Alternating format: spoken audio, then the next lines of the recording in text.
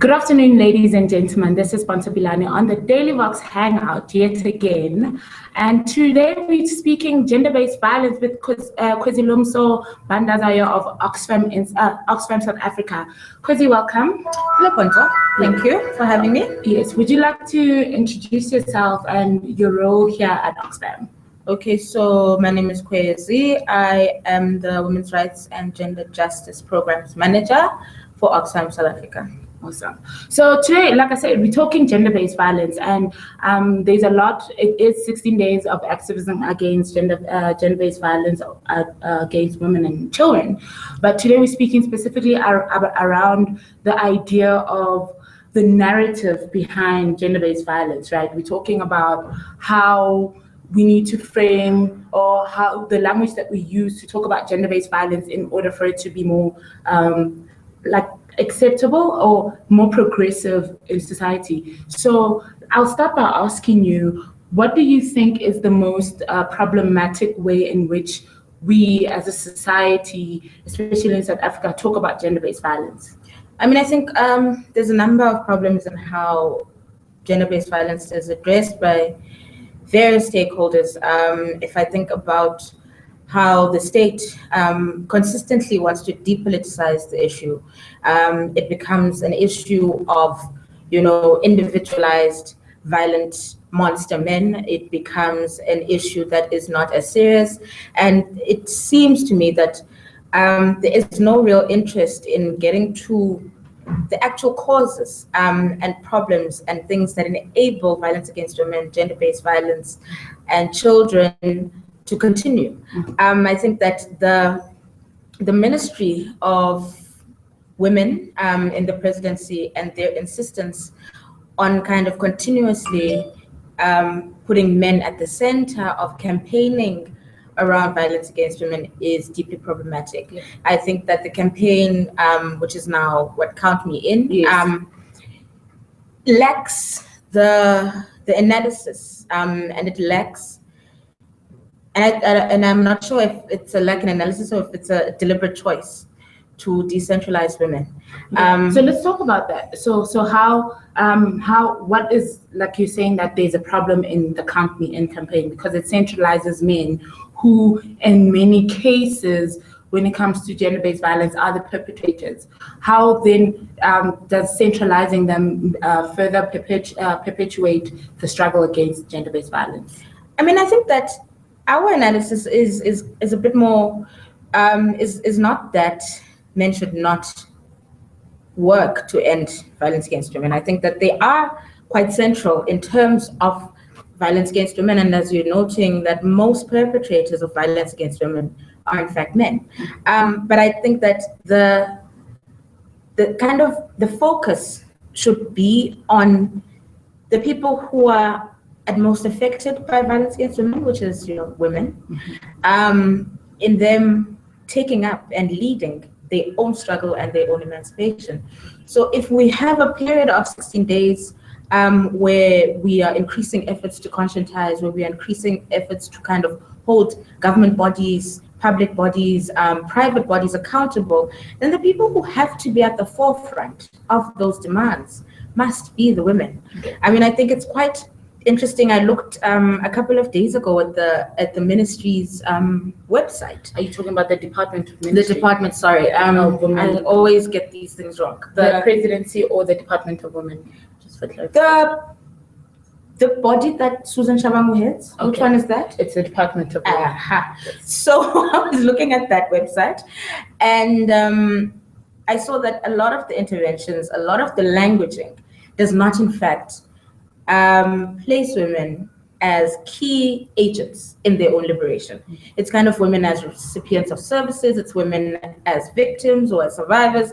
But when we're starting to talk about campaigning, about agitating, then the women are completely silenced within that communication. And we know that this is a trend. Last year, a group of civil society organizations wrote to them and said, this is problematic. But it seems that, again, in 2015, that critique was not necessarily taken into account because the opening of their method of campaigning was through the hooting. It was through International Men's Day, which I'm not even sure what that means. I don't know if it means that, patriarchy gets 367 days instead of 365. So we think that there are some problems. It's also linked to, for us, this discourse where if the logic is that women are indeed the creators of their own problems, and we see this language playing on and on again. Women must wear things more appropriately, women must not be out at night, women must kind of give over to the men for protection, they must understand their role in society. If that is the logic, if women are indeed their problems, it makes sense that they want to then focus on everyone but women. So that the focus then becomes on someone else coming to save you.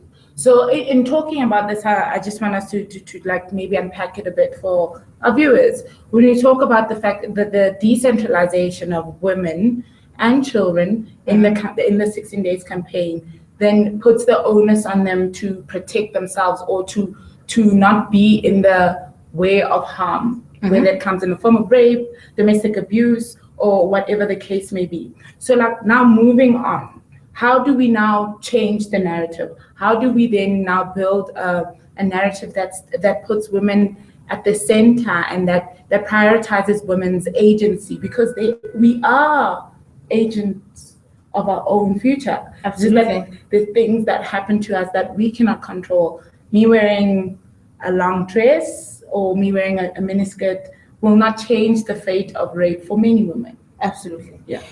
I mean, I think what we do is exactly what we're doing, is that we push back to change this narrative. We push back to say that the people who, in fact, fought for these periods to be recognized, who are fighting for a 16 days that is only just a catalyst, that is only there to highlight, not that we only fight violence against women or gender-based violence during the 16 days. That was not ever the purpose of this time period. A time period that was in fact initiated by feminist activists, right? It wasn't these states or these corporate bodies. I think we push to change that narrative to say, this is why we want to block out periods of time, be it Women's Month, be it March, be it entire years, to highlight how we resist patriarchy, how we resist misogyny, how this narrative is in fact an illegitimate narrative. That the narrative of being protected takes away from the fact that someone is perpetrating, and the perpetration needs to stop. So, and we're talking about decentralizing men from this, right? And how this should be more about the women that are being perpetrated against. I have a different view, not a different view from what you're saying. I have an extended view, rather, to what you're saying in terms of what gender-based violence is. I believe that a lot of the times there is erasure of members of the LGBTQI plus community in gender-based violence and in our narratives of 16 days of activism and how we play it out. You know, we talk about, I think it is very important that we talk about the women and we talk about women being perpetrated against. But now what happens to gay men that get beat up and lesbian women that get correctively raped in townships, and not just even in townships, it's becoming a norm also within the Johannesburg urban area. How do we then create a narrative that will also represent them? Because as feminists, I believe in intersectionality and also including the operations of all people. Yeah. So how do we go about addressing gender-based violence and including like queer people, non-gender conforming people within the narrative of gender-based violence? I mean, you're absolutely correct. And what I kind of opened with around the issue being depoliticized, I think is at the heart of the problem. Because if you're not understanding the causes of gender-based violence, the causes of violence against women, against transgender people, as a capitalist, heteropatriarchal, racist system, then you're missing the point. Because if we start there in our analysis, if we understand that there are structures that keep in place and enable acts of interpersonal violence to happen, then our narratives become single issue based. Because if we get that it is because of the system and it is experiences that flow from trying to keep that system intact, intersectionality then becomes less kind of additive. It becomes, if we understand that people's bodies are oppressed because of these varying, systems of oppression, playing out in the courtrooms, playing out in religious spaces, then we get people as whole bodies with sets of experiences rather than a singular experience. We understand gender-based violence, violence against women, to also include the violence of poverty, to also include the violence of living in a country that has plenty, but where the majority can never enjoy the plenty. We understand it to include, cultures, and by cultures, I mean, I'm talking about ways of being, right? I'm not really playing into this trope of culture equals black. Cultures of violence are encouraged. Cultures of capital, of accumulation are encouraged, then that's where our analysis must flow from. And that is also a culture that seeks to police how people live out gender and gender identity, how people choose, how people want to kind of be gendered in ways that make more sense to them and to their spirits. You're either man or woman and nothing else in between. How people choose desire and how people choose to perform in their bodies in the world and to be in their bodies in the world. Those cultures, those systems restrict all of those possibilities. And by buying into those cultures and those systems with depoliticized understandings of violence, then when you talk about violence, all you're thinking about is, there are only two ways that this can happen. It has to be a cisgendered man or who is violating a cisgendered woman in very particular ways. There must be beatings or rape or this. You're not opening up to understanding and recognizing forms of violence that are happening throughout the bodies of othered people by society, othered through race, othered through class, othered through sexual orientation and gender identity, othered through, citizenship, and the idea of being legal or illegal in a space.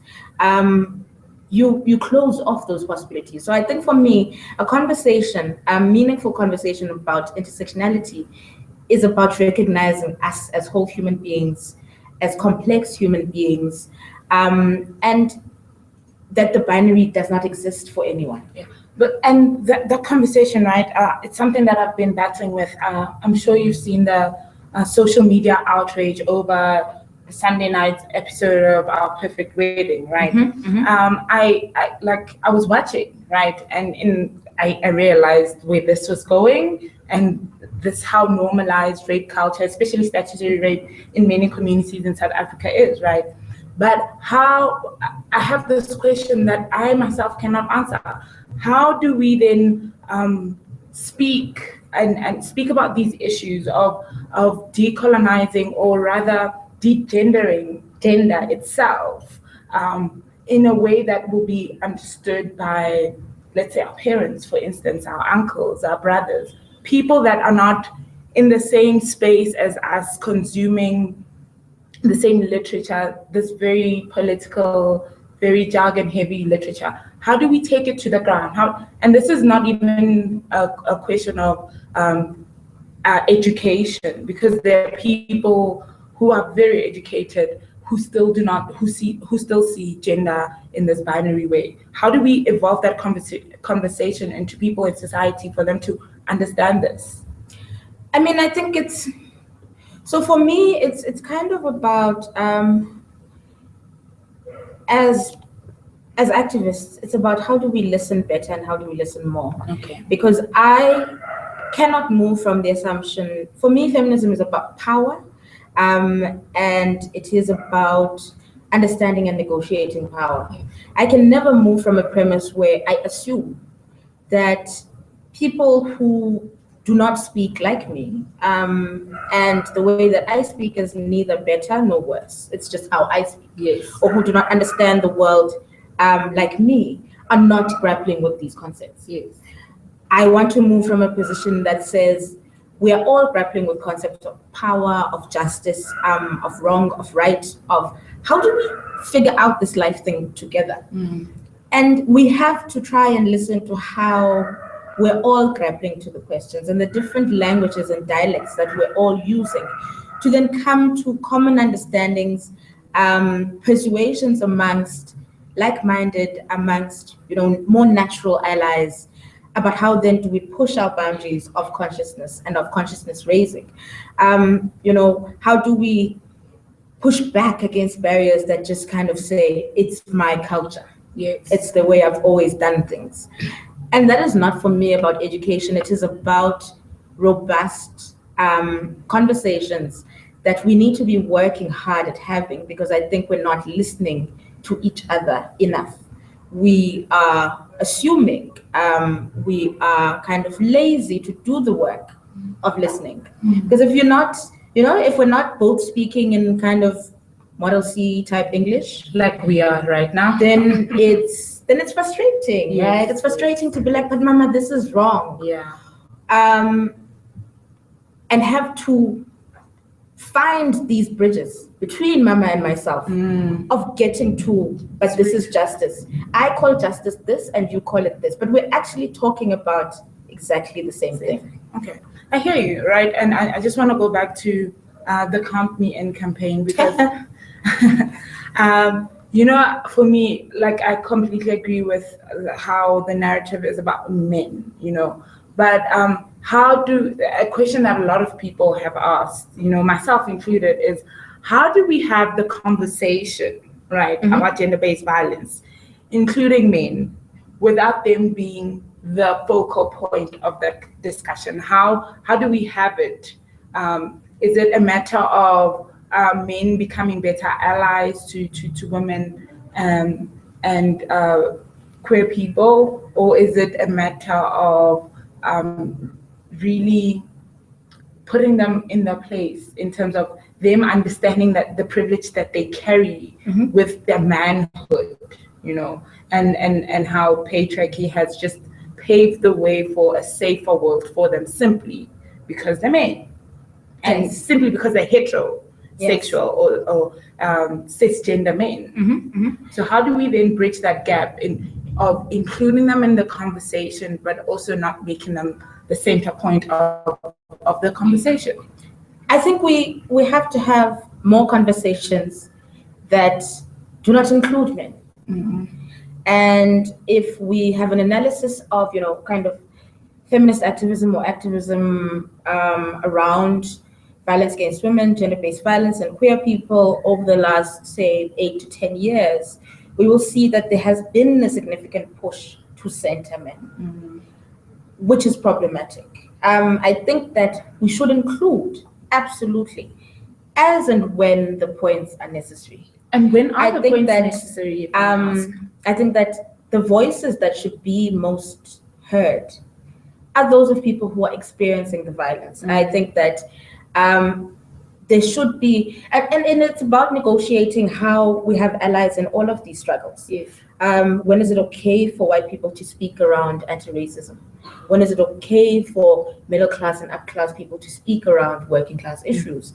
That constituency of people who are facing the violence needs to decide on our own terms, in our own time, when we want to bring in this particular voice, and not force the issue of us. There's now, this kind of global hype around count me in.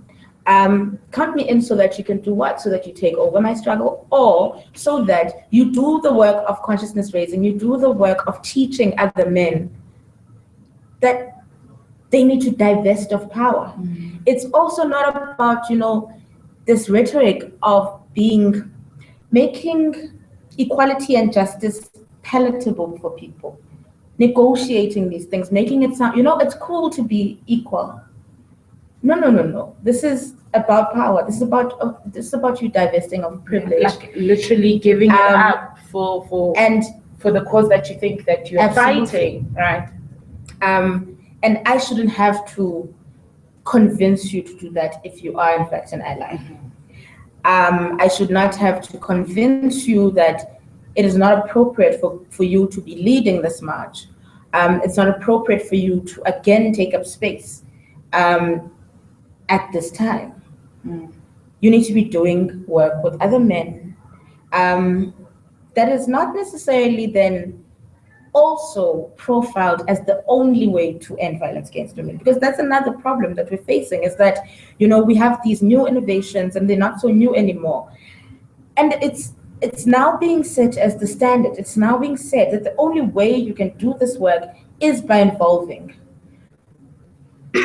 which I also find to be deeply problematic. I think if we'd found the way to end violence against women and gender-based violence and queer people, we would have done it. Yeah, that's true. So we're all kind of experimenting with methods. We're experimenting with ways to talk to each other and to understand power and privilege, and to understand what it means to be a country that's at war with its people. And how do those people fight back? Let's talk about power and privilege, right? And not in terms of, I'll talk about it from a middle class and working class point of view. Read a lot of reports when we see in South Africa particularly, the people that suffer the most from gender-based violence are working class.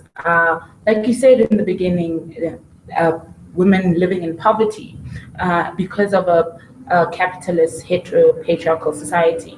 So how, as I would classify us as middle class people, how do we then have the conversation about gender-based violence with survivors of gender-based violence from a working class point of view without talking at them, but with them and to them? How do we navigate that space where we are women together, but we have more power because of where we are economically in the scheme of things? So how do we then have that conversation without demeaning them and talking to them, or having little projects to go to the township or to the village every 16 days and then come back and go on with our lives? I think it's beautiful how you just answer your own questions. I mean, that's what you do, right? You understand and you work around your own consciousness and your own self-awareness and your own power, and you listen more. You only intervene around your own life and around the lives where you are called to intervene.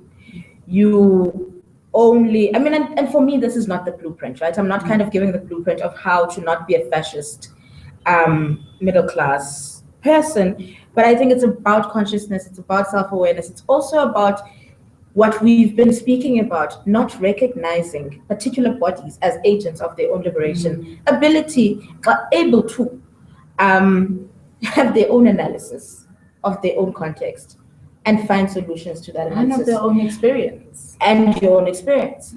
So when you kind of walk in to save, you're immediately assuming that I absolutely have no idea what I'm in. I have no idea how to get out of it. And I don't know why I'm in the position I'm in now. And that's terribly problematic. You inhabit a world with people, with other women, with other trans folk, with other, queer folk. And only in negotiating power and talking and communicating and listening do we then find common ways to fight the beasts that we need to fight. Okay. I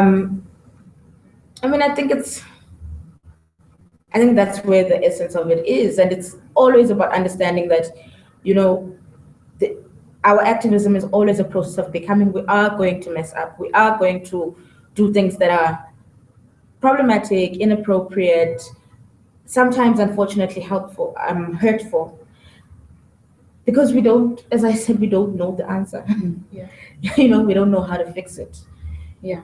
Oxfam, South Africa, and the Daily Vox have teamed up for #OurRevolt campaign, right? On a personal note, and maybe on also just in the office that you occupy within Oxfam, how are you revolting against the problematic narratives of gender-based 16 days of activism?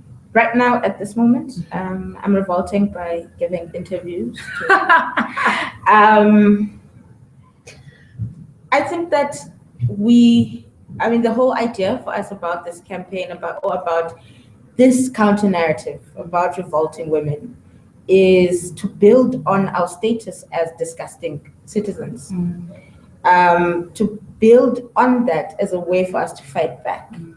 Because the narrative is that women are the causes. Women, gender non-conforming people, trans folk are the causes of their own oppression. And therefore should not be central in fighting that oppression. So one of the ways in which I revolt is to speak about my own life in my own way, to whomever is going to listen or whomever is interested, and sometimes to force those who are not interested to say, this is my positionality, this is where I come at it, and this is how I think things could be better. I also think that for particular bodies, merely existing is a revolutionary act in and of itself. Because the world is kind of crap, right? Yes. We have to be negotiating as we stand in front of the mirror in the morning. Can I wear this dress because it's hot? Which streets will I navigate today? How much harassment will that give me on a scale of, 0 to 10? I did exactly that on my way to the Oxfam offices. We are consistently having to have those conversations because we live in such terror. Yeah. Because our bodies, we're taught, belong to other people. Other people have all the opinions and all the answers and all the ways in which they should function, who they should love, how they should love, how they should have sex, who they should have sex with, How they should for look. what purposes, how they should look, what is work for that body, what is fair compensation when that body exchanges the labor. There's all of these opinions and all of these ideologies and all of these ideas. And it's about having the counter narratives that actually what this body wants to do today is this. And understanding that acts of resistance and revolting and revolution happen every day. Moments of revolution are happening every day when we are making those negotiations, those pushbacks, those articulations of what a better world is. And that's what I am trying to do today. By speaking to you, by planning things that excite us in this office, that excite our partners and friends and, co-creators, by planning to rest, by Self-care is important. By living. Yeah, ladies and gentlemen, that was Kwezi Lomso from Oxfam, South Africa, and we were just chatting about being better allies to other people and how count me in is not necessarily a bad narrative. It's how it's being implemented within our society for gender-based violence activism that is problematic. If you have anything to say to us, if you want to join us in our revolt, tweet us at the Daily Vox at Oxfam in South Africa, and use the hashtag #OurRevolt. This is Pontsho Pilane for the Daily Vox. Thank you. Join us soon.